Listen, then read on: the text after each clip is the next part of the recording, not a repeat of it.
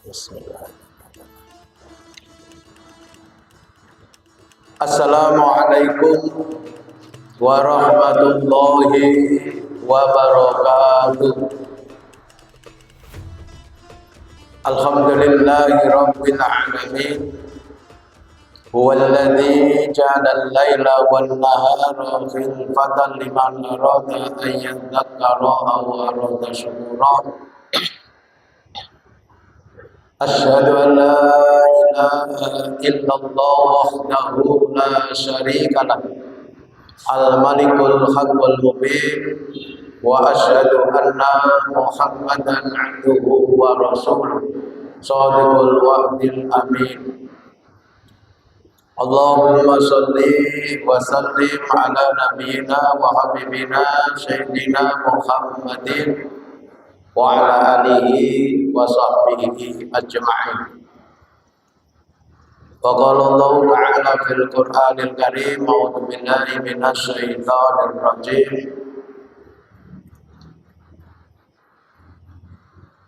Ya bunayya innaha in takum misqala habbatin min khardalin fatakun fi sakhratin aw fis samawati aw fil ardi ya'ti bihallah innallaha latifun khabir. Ya ayyuhalladzina amanu taqullaha wal tanzur nafsum ma qaddamat lighad wattaqullaha innallaha khabirum bima ta'malun. Hadirin dan pemirsa yang dirahmati Allah, peserta kajian menjelang berbuka Masjid Babus Sofa Kabupaten Bojonegoro yang dirahmati oleh Allah. Pertama dan utama sekali tentunya kita memanjatkan puja dan puji syukur yang mendalam kehadirat Allah Subhanahu wa taala atas limpahan maunah pertolongan Allah semata, atas kodrat dan irodatnya Allah, atas sifat Rahman dan Rahim, kasih sayangnya Allah, kita mendapatkan anugerah taufik, hidayah, berkah, keselamatan, kesehatan, kemampuan menjalankan semua perintah Allah, menjauhi larangannya, masih diberi kekuatan jasmani dan rohani sampai sore hari ini, yang insya Allah puasa kita tinggal 2 hari lagi, hari Senin dan Selasa depan. Moga-moga kita bisa menyempurnakannya sebagaimana perintah Allah, walitukmilul iddata walitukabbirullaha ala ma hadakum wala'allakum tashkurun. Dan dalam kau menyempurnakan hitungan puasamu sampai 1 bulan penuh, menegakkan, menjalankan sholat dengan sempurna, puasa dengan sempurna, terutama di bulan Ramadan ini sampai 1 bulan penuh. Kemudian setelah itu nanti walitukabbirullaha ala ma hadakum wala'allakum tashkurun, bertakbirlah kamu, besarkanlah nama Allah di saat malam takbiran nanti, dan juga moga-moga kita termasuk hamba Allah yang bersyukur. Salawat dan salam moga-moga terlimpahkan kepada junjungan Nabi Agung, Nabi mulia, Nabi akhir zaman, Nabi kita, Nabi Muhammad sallallahu alaihi wasallam, para keluarga, para sahabat dan pengikut-pengikutnya. Moga-moga tentu kita yang mengaku sebagai umat Muhammad ini kelak juga diakui oleh Rasulullah sebagai umatnya. Kita semua yang amat sangat mencintainya Rasulullah, moga-moga juga dicintainya, sehingga pantaslah besok kita bersama Rasulullah masuk surga. Itu artinya pantas pula kita mendapatkan syafaatnya di hari kiamat, di saat kita amat sangat membutuhkan pertolongan Rasulullah.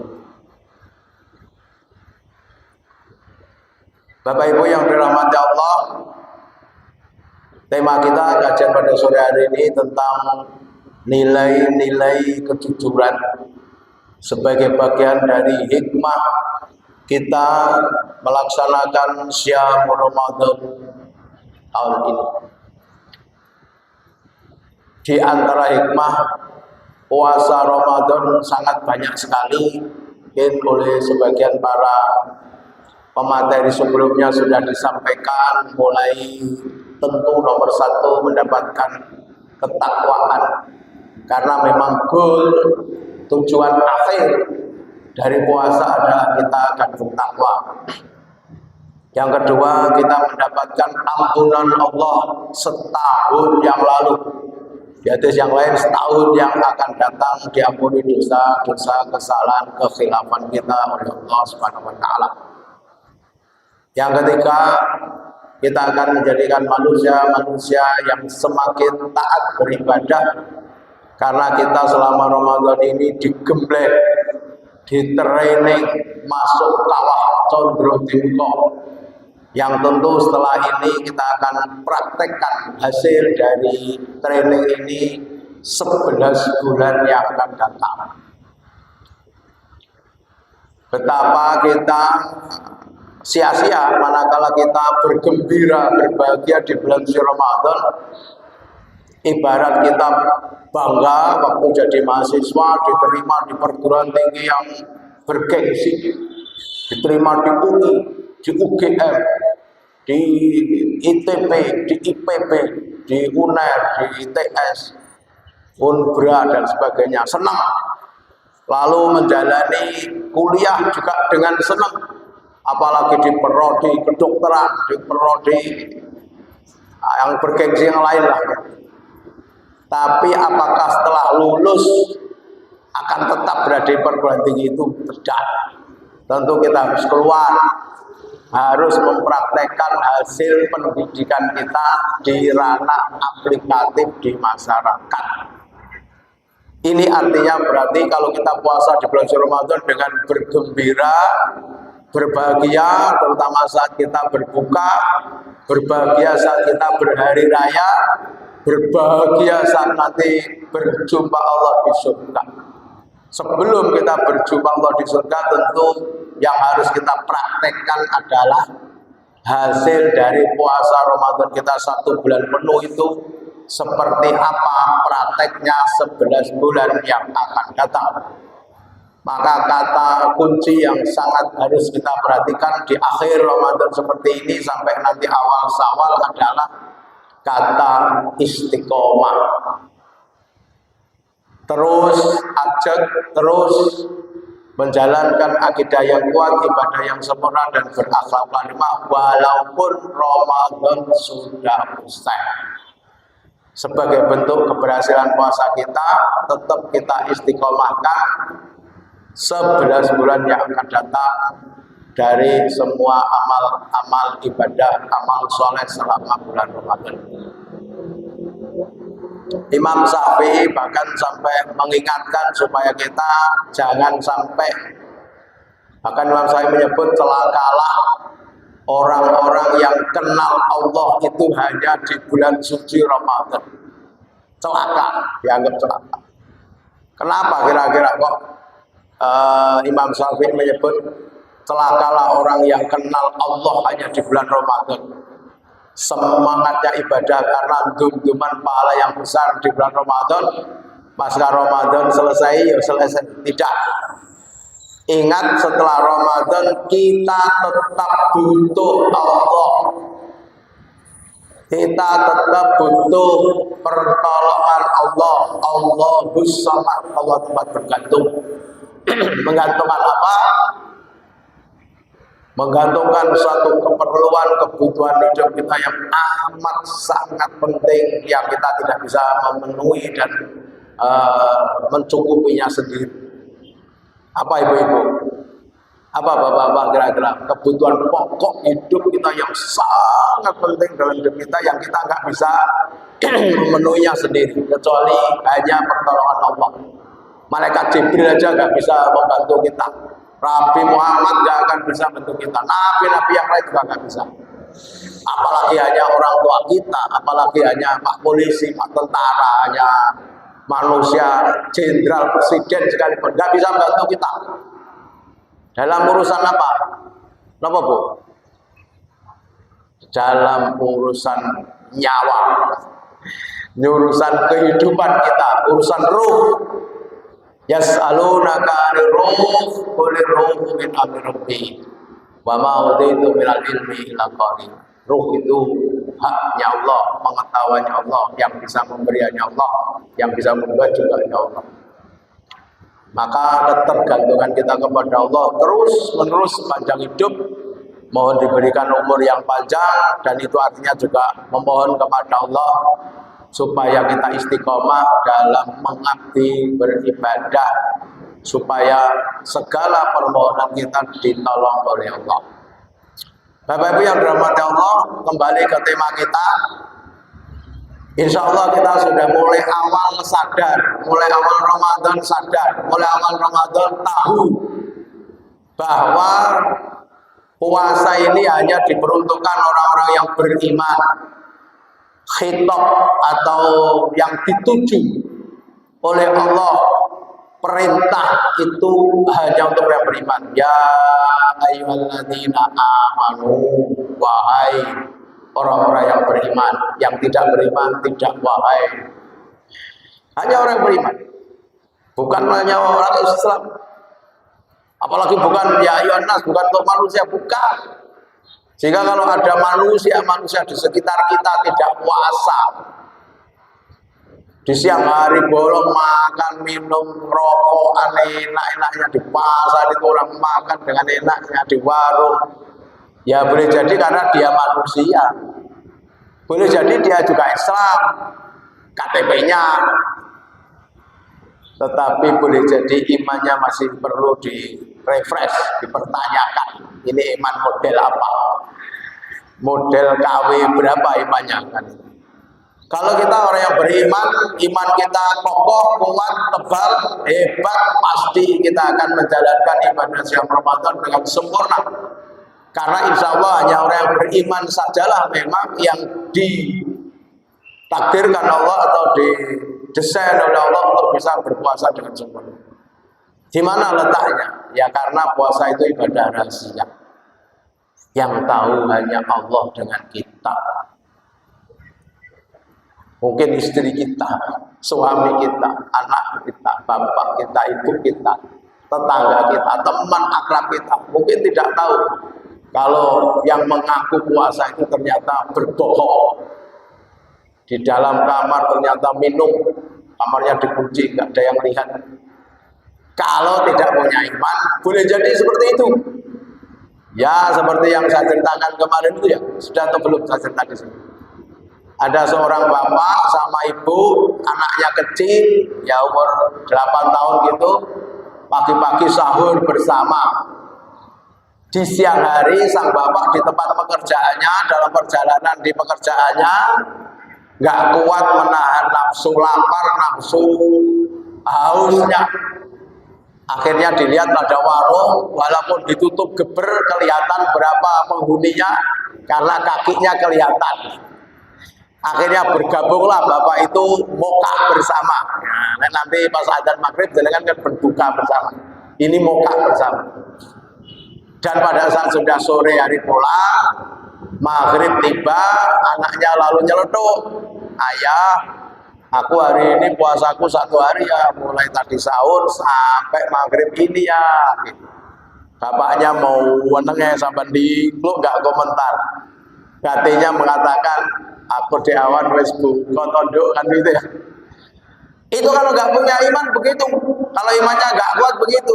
Istrinya bisa dikhianati, anaknya dikhianati. Boleh jadi Allah pun dikhianati. Ngakunya berpuasa ternyata di siang hari moka. Temannya dikhianati, atasannya dikhianati. Jangan-jangan nanti kalau jadi pejabat juga berkhianat seperti itu. Naudzubillah, semua naudzubillah. Ini kenapa puasa itu memang ibadah rahasia. Bahkan Allah mengatakan sholat itu untukmu, haji itu untukmu, zakat itu untukmu, tapi puasa untukku, kata Allah. Wa ana ajibi, dan aku sendiri yang akan memberikan balasannya. Seberapa besar pahalanya puasa? Jenengan sholat sudah jelas.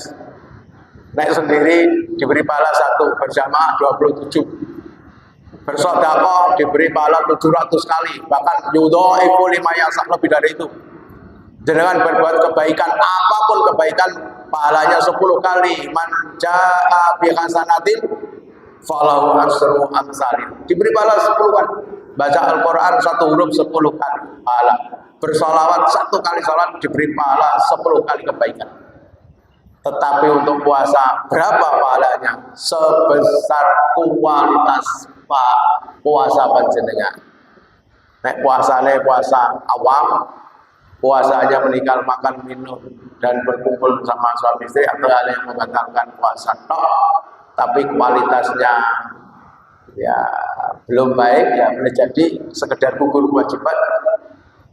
Tapi kalau puasanya sudah level di atasnya,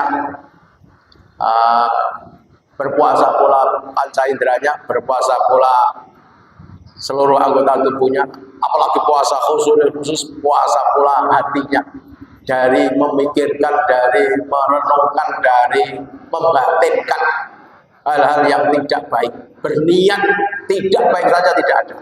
Putih hatinya, darahnya putih. Ya seperti yang diceritakan Rasulullah, sahabat yang calon penghuni surga, ternyata dia nggak pernah menyakiti orang lain, bahkan berniat menyakiti orang lain saja. Bahkan sebelum tidur itu sudah memaafkan semua orang yang kira-kira menyalahi dan berdosa kepadanya. Dimaafkan, Masya Allah. Bahasanya darahnya putih.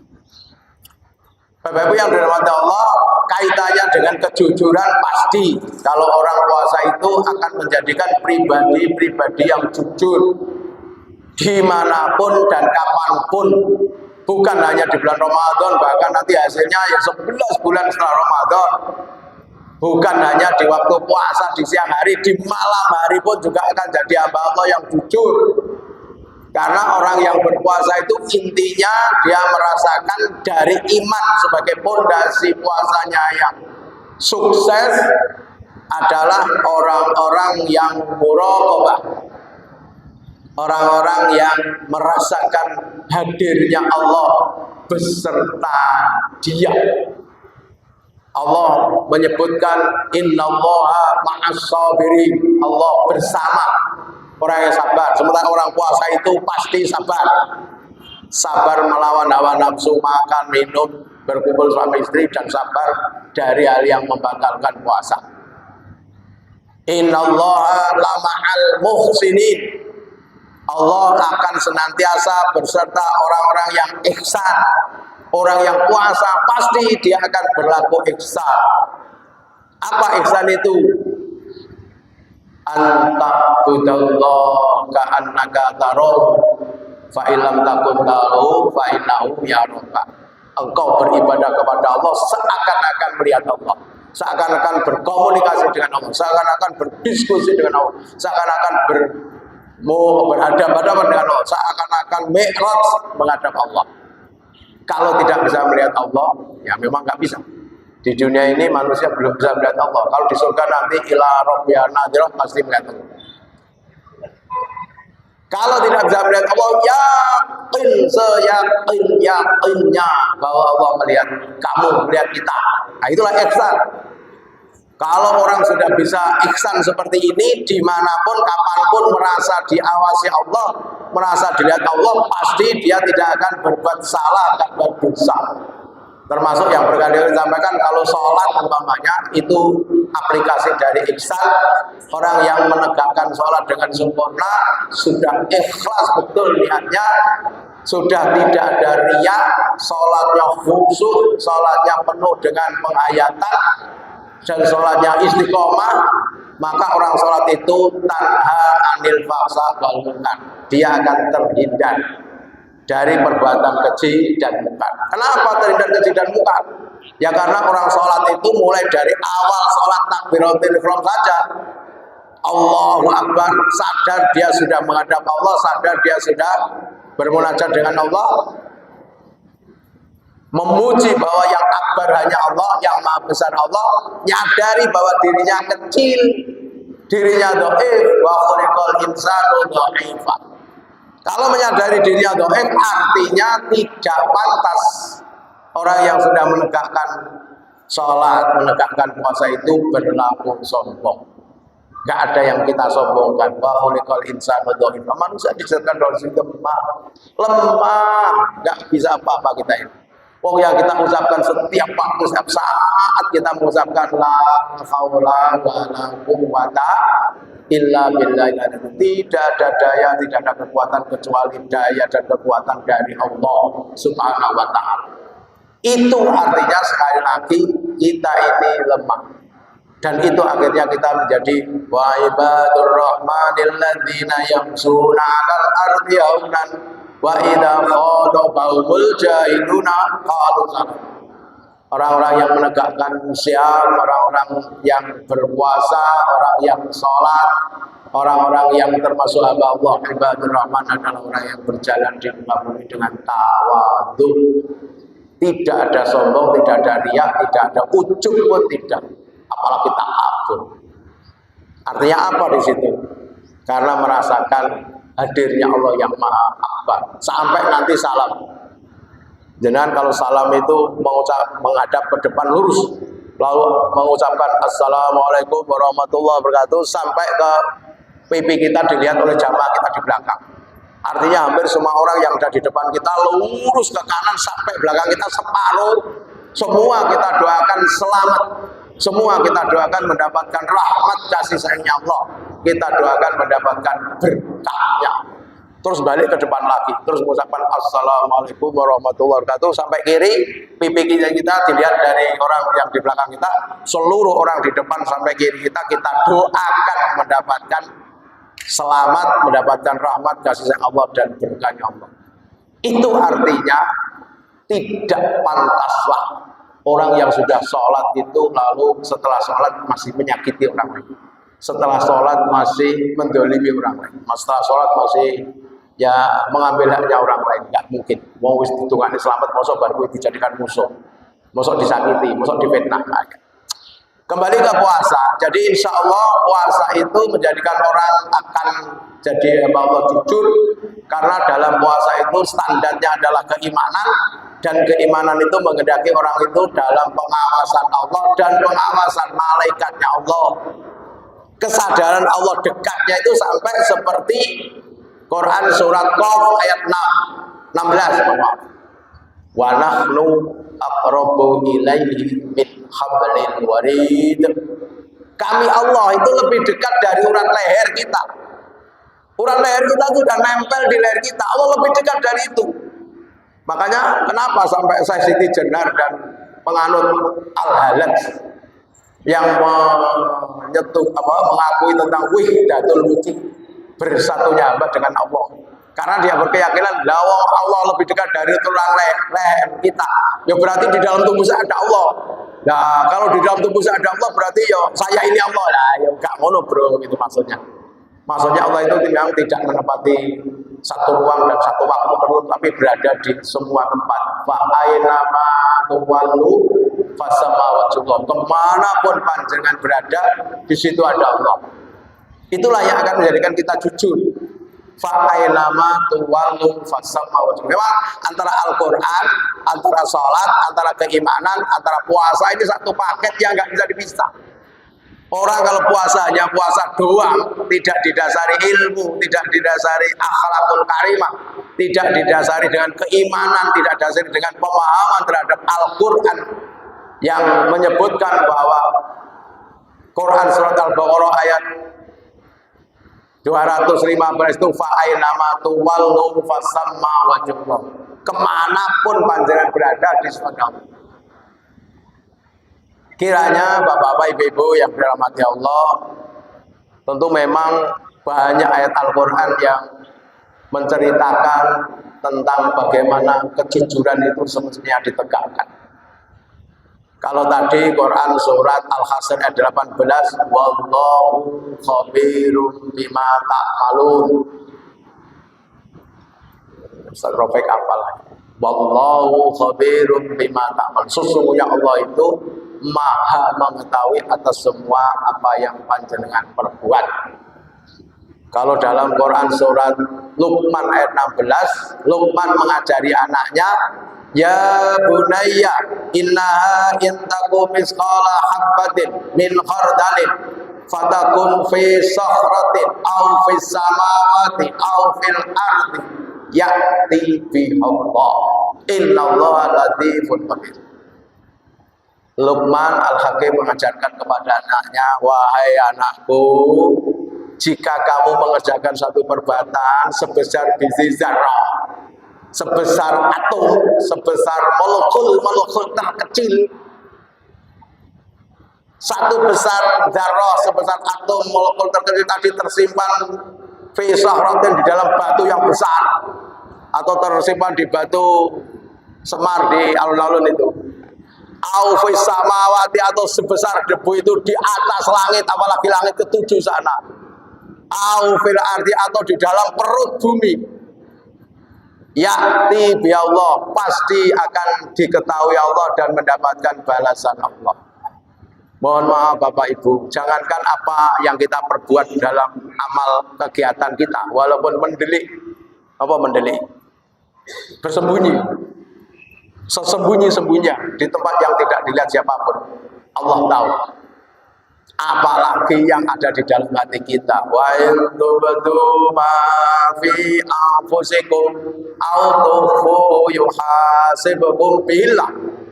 Apa-apa yang panjenengan perbuat dalam amal perbuatan panjenengan, dan apa-apa yang jenengan sembunyikan di dalam hati panjenengan, kerentek panjenengan, yuhasibukum billah, akan dihisab oleh Allah. Berat, sungguh berat memang kita hidup di dunia ini. Maksudnya kalau terkait dengan apa yang harus kita bertanggungjawabkan di hadapan Allah. Kalau apa yang kita kerjakan, kita perbuat, mungkin masih bisa didesain, dibuat, dimanipulasi, di pencitraan seakan-akan ketok apik dilihat orang baik. Bisa. Tapi kalau sudah dalam hati loh, Allah tahu dan Allah akan menghisab. Terus batin panjenengan opo dihisab oleh Allah, gak ngeri. Nek batin sing elek-elek, batin sing ngeri-ngeri, batin sing jorok-jorok. Ya, bunyi ayatnya begitu. Di ayat yang lain, wa in tubdu ma fi anfusikum aw tukhfuhu ya'lamullah. Apa-apa yang jenengan perbuat dan apa yang jenengan sembunyikan dalam hati, semuanya diketahui Allah. Inilah pangkal dasar ayat Al-Qur'an tentang kejujuran. Masih ada lagi, masih banyak. Ada ayat yang mengatakan pengetahuan Allah itu adalah meliputi semua tumbuh-tumbuhan, semua dedaunan sak dunia ini. Berapa juta triliun, triliun, berapa triliun juta daun yang jatuh dalam satu hari ini, Allah tahu dan atas sepengetahuan Allah. Jenengan ngitung neng ajeng omahe jenengan neng wit keres telu ngono ae. Lawang ngono. Coblok sedina sewengi 24 jam. Jenengan nyapu iso to ngitung godhonge. Ngitung sak jam tok lho, lempok ra iso ngitung. Ini sak dunia. Semua atas pengetahuan Allah. Ditambah lagi kita hidup dasar kejujuran kita karena menyadari bahwa kita ini kemanapun berada diikuti oleh dua malaikat. Quran surat Qaf ayat yang ke-18, ma yalfidhu min qaulin illa ladaihi raqibun atidun. Tidak ada perbuatan, tidak ada ucapan manusia kecuali hadir malaikat raqib dan atid yang mencatatnya otomatis. Kalau komputer itu nyimpan data harus di-save, kalau enggak hilang. Kalau apa yang diperbuat manusia mulai dari balik sampai jenengan wafat sudah terekam otomatis oleh malaikat raqibun atidun. Masya Allah. Kecuali nanti amal-amal dosa dan kesalahan yang telah dihapus oleh Allah sendiri karena tobat panjenengan atas amal soleh jenengan yang menghapuskan dosa. Innal hasanat yudhibnus sayyi'at. Sesungguhnya kebaikan-kebaikan, amal-amal soleh, sholat, puasa, zakat, dan kebaikan itu menghapuskan dosa-dosa. Ya tentu mungkin dosa yang kecil ya, dosa besar harus tobat tenanan.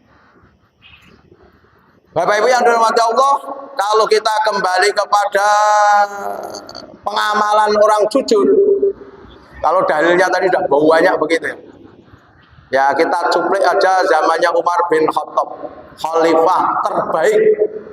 Umar bin Khattab, khalifah yang sederhana tetapi merakyat, tegas, santun, istananya di atas rumput, di bawah langit. Teman-teman dan penjaganya adalah para anak yatim piatu. Sukanya Umar bin Khattab adalah belusuan. Tapi belusuan ini bukan pencitraan, ben foto, dilebokne Facebook, dilebokne TV, ben dadi gubernur, ben dadi bupati, ben dadi presiden, bukan. Belusuannya Umar bin Khattab benar-benar 100% ikhlas untuk mengetahui kondisi rakyatnya, umatnya itu seperti apa kondisinya. Umar bin Khattab gak akan bisa tidur sebelum malam itu mengetahui persis kondisi rakyatnya. Umar bin Khattab gak mau hanya menerima laporan ABS asal bapak senang. Saiki banyak pejabat-pejabat di depan mejanya, pejabat bawahnya laporan yang menyenangkan ABS. Ternyata di lapangan kemarin masih ada orang. Gimana kemarin? Ada polisi yang menemukan seorang janda tua, makanannya hanya umbi-umbian, hanya daun-daun, tok beras nggak punya. Padahal bantuan sudah digelontorkan 471 triliun, ya Pak, 200. Kenapa? Ya boleh jadi laporan dari pejabat-pejabatnya ke atasannya asal bapak senang. Umar bin Khattab enggak. Sekarang kembali ke Umar bin Khattab. Umar bin Khattab yang sangat terkenal di malam hari belusuan, dia mendengar dari rumah orang miskin, janda, kelihatannya sedang memasak, anaknya nangis terus sampai terdiam nangisnya karena kecapean sampai entek air matanya, sampai tertidur. Begitu diketok pintu, lalu ditanyakan, saya tadi mendengar anak jenengan kok nangis. Iya, sampai tertidur ya karena kecapean. Nah, ibu ini masak apa? Tungkunya dibuka, ternyata isinya batu. Sekarang ada nggak ya orang miskin di Bojonegoro menanak batu? Demi mengharapkan, memberi harapan anaknya, masih berharap nanti masih memakan makanan karena yang dimasak oleh ibunya. Betapa terkejut dan menangislah Umar bin Khattab. Langsung dia pamit, langsung ke Baitul Mal, dibawanya gandum sak gelangsing, lalu kembali ke orang itu. Setelah itu dimasak sendiri oleh Umar, setelah itu diberikan makan pada ibu janda itu, kepada anak itu dibangunkan, diberi makan, ditulak. Akhirnya ibu itu mengatakan, ini mesti ini ngelakoni Umar bin Khattab. Enak aja khalifah tiduran di istana, sementara orang lain mengambil peran memberi makan aku. Nggak tahu bahwa yang diajak omong di depannya itu Umar bin Khattab. Ya karena mengimbau-ngimbau. Yang kedua, terus saja, tinggal 5 menit ternyata. Iya, betul ya, cepat sekali. 37 berpuasa. Dulu 60. Cepat sekali. Kita lanjut. Yang kedua, Umar bin Khattab pernah ngecek keimanan rakyatnya. Ya, didatangilah rakyat yang paling rendah, grassroots, cangon kambing. Orang cangon kambing itu mesti secara ekonomi ya miskin. Ini kira-kira kalau dibujuk dengan harta itu mesti akeh gampangnya. Orang miskin. Ditanya, sahabat, ya fulan, ini kambingnya siapa? Oh, ini kambingnya tuan saya, bla bla bla bla bla bla bla. Tuanmu ngerti nggak jumlah kambing yang kau pelihara itu? Oh, nggak tahu tuan.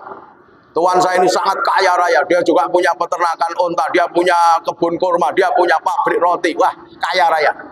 Oh, kebetulan kalau begitu. Kalau majikanmu nggak tahu kambing yang kau pelihara sak lapangan ini, saya minta kambingmu yang paling gemuk, yang paling bagus, 1 tak beli.